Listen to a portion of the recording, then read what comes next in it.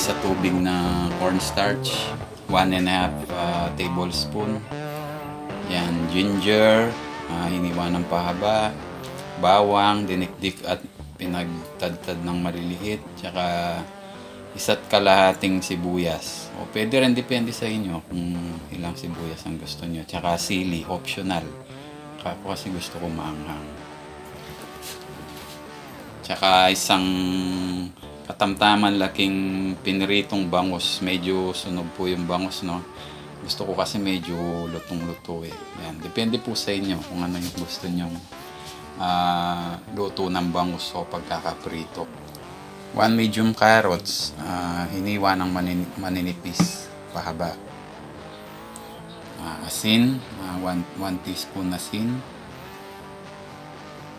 Bechin, MSG, optional po yan. Saka 1 tablespoon ketchup, pampakulay sa ating escabeche o sweet and sour bangus. Konting paminta. Brown sugar, 3 tablespoon. Depende po sa inyo kung gaano katamis ang gusto niyo. Saka 1/2 cup vinegar. Saka 1 teaspoon patis.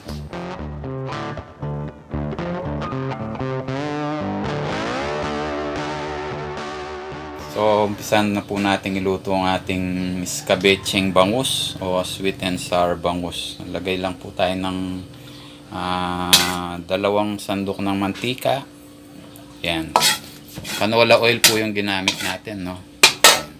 Unahin natin ang ating luya. Luya, no? Yun yung muna natin igigisa. Yan.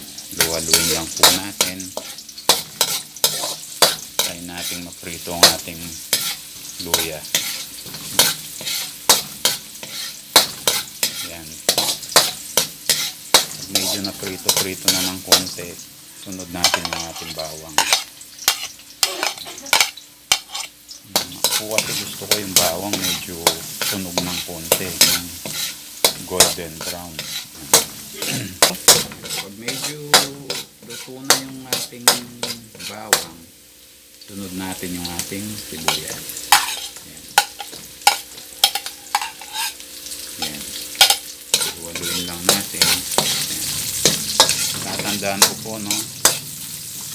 Yung escabecheng bangus na to, sweet and sour bangus, natutunan ko po ito sa aking yumaong lola Tisang. Yan.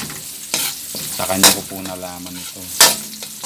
Tatandaan ko pa po yung una kong pagluluto nito nung nasa Taiwan pa ako. 20 years old data ako nun. Yun. Bigla ang sarap ng naluto ko. Nagbilog yung mga kasama ko sa Taiwan. Yan po. Kaya kung sa nun, parang naging specialty ko na po ito. Sunod po natin ang ating carrot.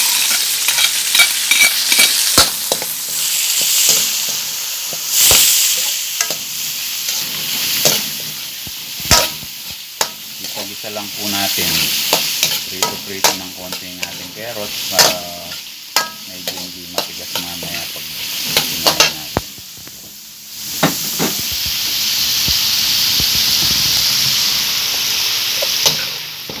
So after po nyan, sunod na natin ang ating suka.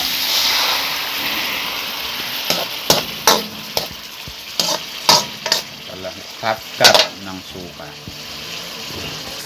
Ang ating asin.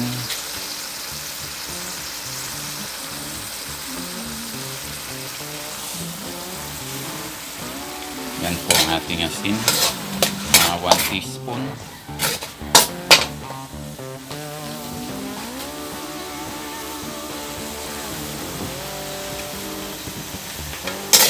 Yan ang ating patis.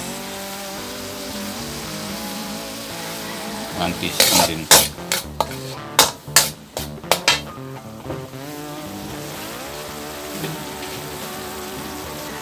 Konting ground pepper.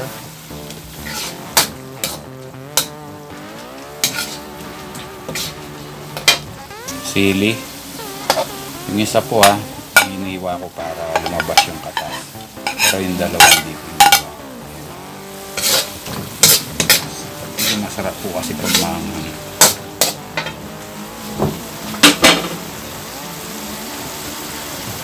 Isang basong tubig, lagay na natin. Hintayin po natin kumulo ng mga hanggang 5 to 7 minutes.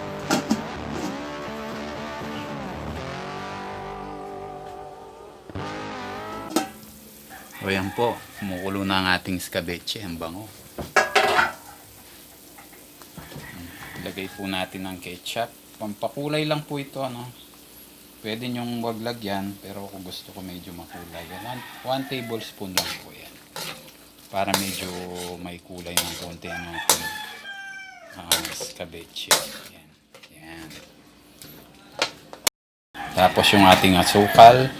Ako po nilagay ko 3 tablespoon. Gusto ko kasi medyo matamis eh. Para nag-awa yung halat at tamis at yung asim. Yan. Sa inyo po yun. Kung gusto nyo 2 tablespoon lang. Sa inyong panlasa po yan.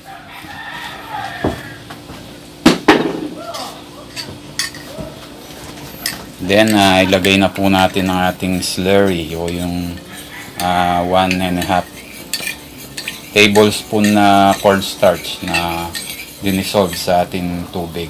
Yan. Para medyo malapot. Yan po.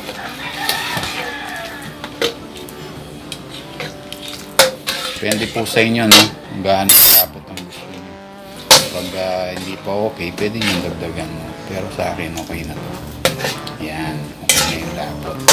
Tignan natin yung ating piniritong bangus.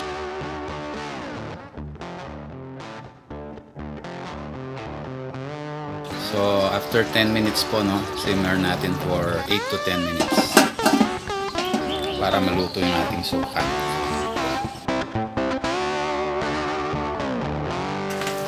Ayan, luto na po. Dali, tikman natin para malaman natin kung naluto na yung suka natin.